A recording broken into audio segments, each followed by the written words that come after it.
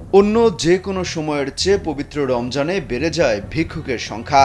এই সময়ে অধিক সওয়াবের আশায় দানের পরিমাণও বাড়িয়ে দেন ধর্মপ্রাণ মুসল্লিরা।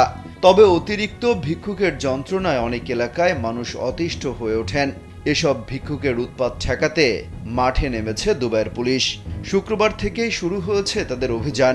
পুরো রমজান মাস জুড়েই এই অভিযান চলবে বলে জানিয়েছে পুলিশ। বিশ্বের শীর্ষ ধনীদের অন্যতম গন্তব্যস্থল দুবাইয়ে আগেও ভিক্ষুক ছিল, কিন্তু সম্প্রতি বছরগুলোতে বেশ বৃদ্ধি পেয়েছে ভিক্ষুকদের সংখ্যা। এই ভিক্ষুকদের একটি বড় অংশ পাকিস্তানি। রমজান মাসে দুবাইয়ে পাকিস্তানি ভিক্ষুকদের তৎপরতা বেড়ে যায়। এখন যে কোনো ব্র্যান্ডের পুরাতন এসি বদলে নতুন ওয়ালটন এসিতে উপভোগ করুন 25% ছাড়।